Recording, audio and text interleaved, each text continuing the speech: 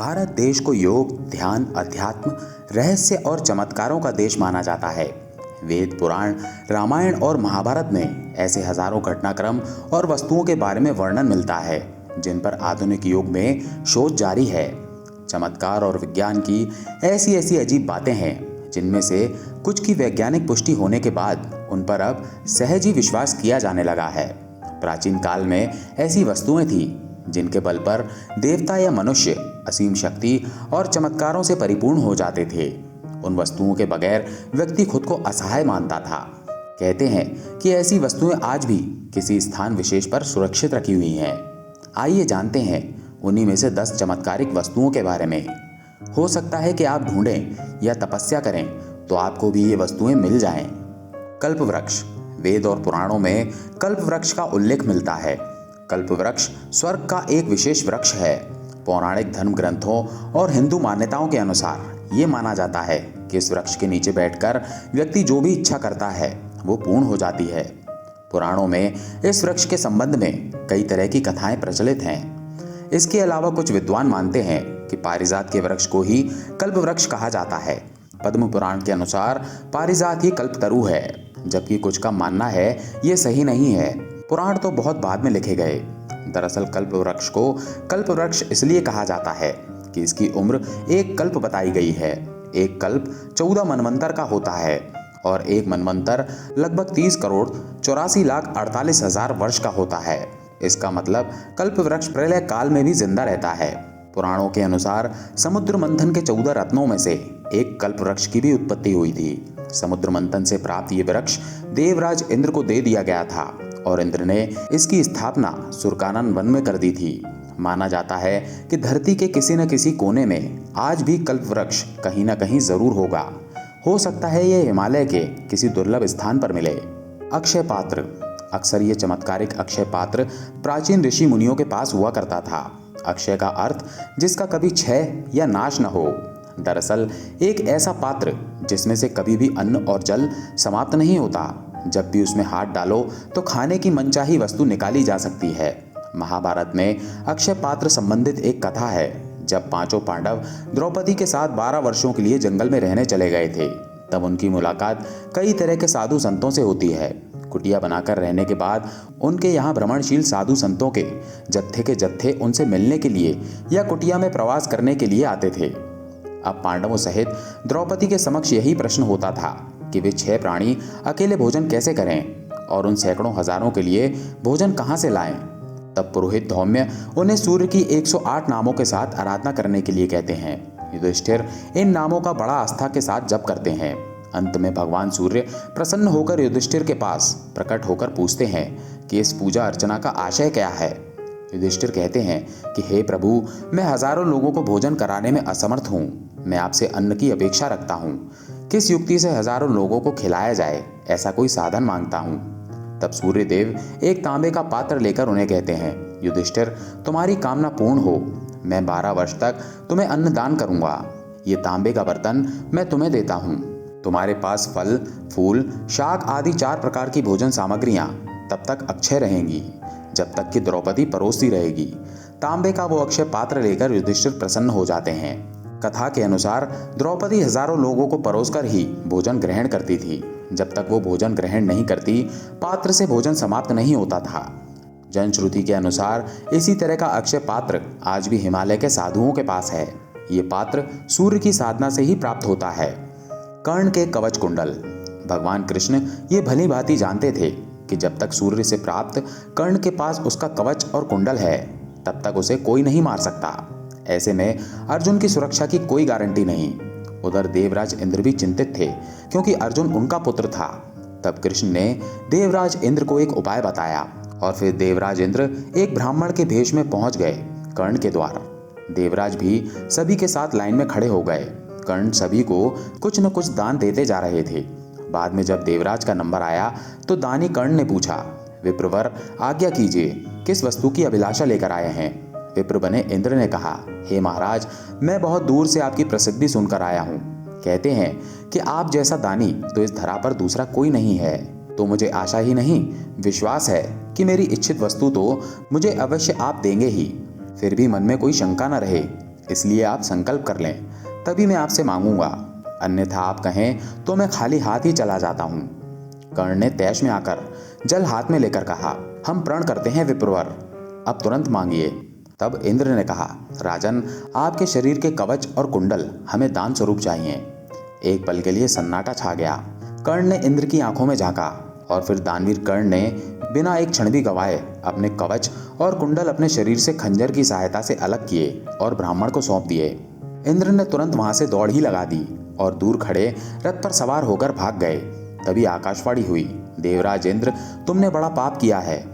अपने पुत्र अर्जुन की जान बचाने के लिए तुमने छल पूर्वक कर्ण की जान खतरे में डाल दी है। अब ये रथ यहीं धंसा रहेगा और तू भी यहीं धंस जाएगा। बाद में इंद्र ने इससे बचने के लिए कर्ण को वज्र रूपी शक्ति दे दी और कहा कि तुम इस अमोघ वज्र को जिसके ऊपर भी चला दोगे वो बच नहीं पाएगा। भले ही साक्षात काल के ऊपर ही चला देना, लेकिन इसका प्रयोग सिर्फ एक बार ही कर पाओगे। कहते हैं कि कवच कुंडल इंद्र ने स्वर्ग में ले जाकर कहीं सुरक्षित रख दिए थे, जो आज भी कहीं पर रखे हुए हैं। दिव्य धनुष और तरकश दधीचि ऋषि ने देश के हित में अपनी हड्डियों का दान कर दिया था। उनकी हड्डियों से 3 धनुष बने, गांडीव, पिनाक और सारंग। इसके अलावा उनकी छाती की हड्डियों से इंद्र का वज्र बनाया गया। इंद्र ने यह वज्र कर्ण को दे दिया था। पिनाक शिव के पास था, जिसे रावण ने ले लिया था। रावण से ये परशुराम के पास चला गया। परशुराम ने इसे राजा जनक को दे दिया। राजा जनक की सभा में श्री राम ने इसे तोड़ दिया था। सारंग विष्णु जी के पास था। विष्णु जी से ये श्री राम के पास आया और बाद में श्री कृष्ण के पास आ गया था। गांडीव अग्निदेव के पास था, जिसे अर्जुन ने ले लिया था। पौराणिक कथाओं के अनुसार एक ऐसा धनुष, तीर और तरकश है जिसका कभी नाश नहीं हो सकता। ये तीर चलने के बाद पुनः व्यक्ति के पास लौट आता है और तरकश में कभी तीर या बाण समाप्त नहीं होते। सबसे पहले ऐसा ही एक तीर राजा बलि के पास था। भृगुवंशियों ने राजा बलि से विश्व जीत के लिए एक यज्ञ करवाया। उस यज्ञ से अग्निदेव प्रकट हुए और उन्होंने राजा बलि को सोने का दिव्य रथ, घोड़े एवं दिव्य धनुष तथा 2 अक्षय तीर दिए। प्रहलाद ने कभी न मुरझाने वाली दिव्य माला दी और शुक्राचार्य ने दिव्य शंख दिया। इस प्रकार दिव्य अस्त्र शस्त्रों से सुसज्जित होकर राजा बलि ने इंद्र को पराजित कर दिया था। राजा बलि इन दिव्य धनुष और बाण की बदौलत तीनों लोगों पर राज करने लगा था। उसी तरह की एक कथा है। श्वेतकी के यज्ञ में निरंतर 12 वर्षों तक घृतपान करने के बाद अग्निदेव को तृप्ति के साथ साथ अपच भी हो गया। तभी वे ब्रह्मा के पास गए। ब्रह्मा ने कहा कि यदि वे खांडव वन को जला देंगे तो वहां रहने वाले विभिन्न जंतुओं से तृप्ति होने पर उनकी अरुचि भी समाप्त हो जाएगी। अग्निदेव ने कई बार प्रयत्न किया, किंतु इंद्र ने तक्षक नाग तथा जानवरों की रक्षा हेतु खांडव वन नहीं जलाने दिया। अग्नि पुनः ब्रह्मा के पास पहुंचे। ब्रह्मा से कहा कि अर्जुन तथा कृष्ण खांडव वन के निकट बैठे हैं, उनसे प्रार्थना करें। तब अग्निदेव ने दोनों से भोजन के रूप में खांडव वन की याचना की। अर्जुन के ये कहने पर भी कि उसके पास वेग सहन करने वाला कोई धनुष, अमित बाणों से युक्त तरकश तथा वेगवान रथ नहीं है, अग्निदेव ने वरुण देव का आह्वान करके गांडी धनुष, अक्षय तरकश, दिव्य घोड़ों से जुता हुआ एक रथ लेकर अर्जुन को समर्पित किया। बाद में अग्निदेव ने कृष्ण को एक चक्र समर्पित किया। तदंतर अग्निदेव ने खांडव वन को सब ओर से प्रज्वलित कर दिया। इंद्र सहित सभी देवता खांडव वन को बचाने के लिए आए, लेकिन उनका सामना कृष्ण और अर्जुन से हुआ। अंतोगत्वा सभी हार गए। खांडव वन दाह से तक्षक नाग, अश्वसेन, मायासुर तथा 4 शांगर्क नामक पक्षी बच गए थे। इस वनदाह से अग्निदेव तृप्त हो गए तथा उनका रोग भी नष्ट हो गया।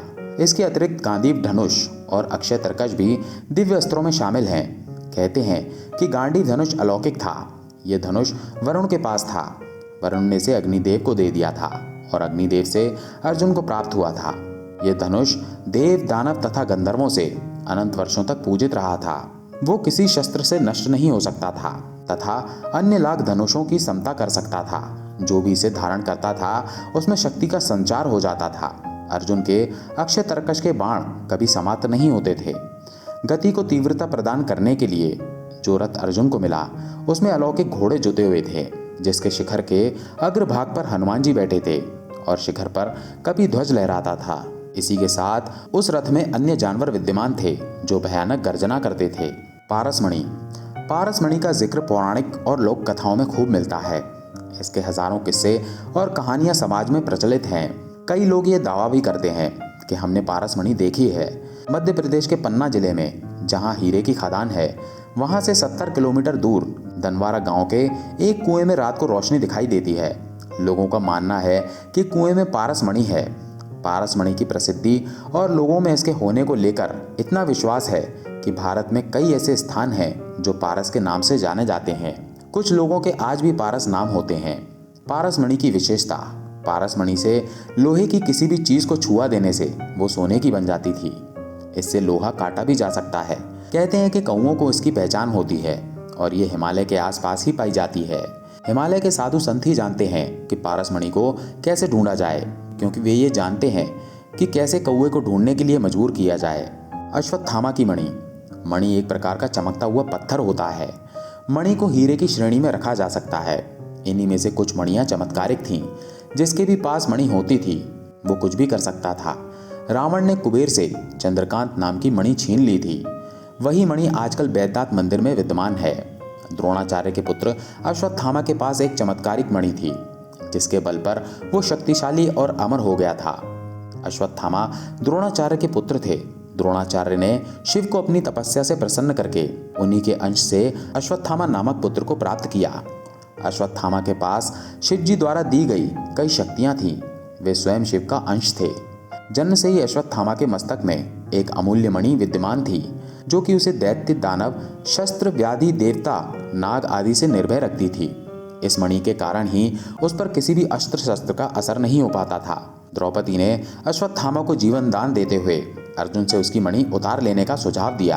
अतः अर्जुन ने इनकी मुकुट मणि लेकर प्राण दान दे दिया। अर्जुन ने ये मणि द्रौपदी को दे दी, जिसे द्रौपदी ने युधिष्ठिर के अधिकार में दे दी। युधिष्ठिर के पास से ये मणि किसके पास चली गई, इसका कोई उल्लेख नहीं मिलता। शिव महापुराण के अनुसार अश्वत्थामा आज भी जीवित हैं और वे गंगा के किनारे निवास करते हैं, किंतु उनका निवास कहाँ है ये नहीं बताया गया है। स्वयंमंतक मणि। कुछ लोग कोहिनूर को ही स्वयंमंतक मणि मानते हैं। हालांकि इसमें कितनी सच्चाई है ये हम नहीं जानते। सबसे पहले ये मणि इंद्रदेव के पास थी। वे इसे धारण करते थे। इंद्रदेव ने ये मणि सूर्यदेव को दे दी थी। बहुत काल के बाद ये मणि राजा सत्राजित के पास गई। सत्राजित ने ये मणि अपने देवघर में रखी थी। वहां से ये मणि पहनकर उनका भाई प्रसेनजित आखेट के लिए चला गया। जंगल में उसे और उसके घोड़े को एक सिंह ने मार दिया और मणि अपने पास रख ली। सिंह के पास मणि देखकर जामवंत जी ने सिंह को मारकर मणि उससे ले ली और उस मणि को लेकर वे अपनी गुफा में चले गए, जहां उन्होंने इसको खिलौने के रूप में अपने पुत्र को दे दी। जब प्रसेनजित कई दिनों तक शिकार से ना लौटा तो सत्राजित को बड़ा दुख हुआ। उसने सोचा कि श्री कृष्ण ने ही मणि प्राप्त करने के लिए उसका वध कर दिया होगा। अतः बिना किसी प्रकार की जानकारी जुटाए उसने प्रचार कर दिया कि श्री कृष्ण ने प्रसेनजित को मारकर स्वयं मंतक मणि छीन ली है। तब श्री कृष्ण ने अपने ऊपर लगे लांछन को मिटाने के लिए मणि की खोज की। इस लोक निंदा के निवारण के लिए श्री कृष्ण बहुत से लोगों के साथ प्रसेनजित को ढूंढने वन में गए। वहां पर प्रसेनजित को शेर द्वारा मार डालने और शेर को रीछ द्वारा मारने के चिन्ह उन्हें मिल गए। रीछ के पैरों की खोज करते करते वे जामवंत की गुफा पर पहुंचे और गुफा के भीतर चले गए। वहां उन्होंने देखा कि जामवंत की पुत्री उस मणि से खेल रही है। श्री कृष्ण को देखते ही जामवंत युद्ध के लिए तैयार हो गया। युद्ध छिड़ गया। गुफा के बाहर श्री कृष्ण के साथियों ने उनकी 7 दिन तक प्रतीक्षा की। फिर वे लोग उन्हें मरा जानकर पश्चाताप करते हुए द्वारकापुरी लौट गए। इधर 21 दिनों तक लगातार युद्ध करने पर भी जामवंत श्री कृष्ण को पराजित न कर सका। तब उसने सोचा, कहीं ये वो अवतार तो नहीं जिसके लिए मुझे रामचंद्र जी का वरदान मिला था। ये पुष्टि होने पर उसने अपनी कन्या का विवाह श्री कृष्ण के साथ कर दिया और मणि दहेज में दे दी। उल्लेखनीय है कि जामवंती कृष्ण के संयोग से महाप्रतापी पुत्र का जन्म हुआ, जिसका नाम साम रखा गया। इस साम के कारण ही कृष्ण कुल का नाश हो गया था। श्री कृष्ण जब मणि लेकर वापस आए तो सत्राजित अपने किए पर बहुत लज्जित हुआ। इस लज्जा से मुक्त होने के लिए उसने भी अपनी पुत्री का विवाह श्री कृष्ण के साथ कर दिया। उन्होंने कहा कि अब आप ही इस मणि को रखिए। तब श्री कृष्ण ने कहा, कोई ब्रह्मचारी और संयमी व्यक्ति ही इस मणि को धरोहर के रूप में रखने का अधिकारी है। श्री कृष्ण जानते थे कि इस मणि को रखने का अर्थ क्या है। अतः उन्होंने वो मणि सत्राजित को दे दी। कुछ कथाओं के अनुसार ये मणि श्री कृष्ण ने अक्रूर जी को दे दी थी। उनके पास से ये कहाँ चली गई ये कोई नहीं जानता। हालांकि कहते हैं कि ये मणि जिसके पास भी रही वो महान शासक तो बना, लेकिन अंत में उसका बहुत बुरा पतन हो गया। पांचजन्य शंख। महाभारत में कृष्ण के पास पांचजन्य, अर्जुन के पास देवदत्त, युधिष्ठिर के पास अनंत विजय, भीष्म के पास पौंड्रिक, नकुल के पास सुघोष, सहदेव के पास मणि पुष्पक था। सभी के शंखों का महत्व और शक्ति अलग अलग थी। शंखों की शक्ति और चमत्कार का वर्णन महाभारत और पुराणों में मिलता है। समुद्र मंथन के दौरान इस पांचजन्य शंख की उत्पत्ति हुई थी। शंख को विजय, समृद्धि, सुख, शांति, यश, कीर्ति और लक्ष्मी का प्रतीक माना गया है। सबसे महत्वपूर्ण ये कि शंखनाद का प्रतीक है। शंख ध्वनि शुभ मानी गई है।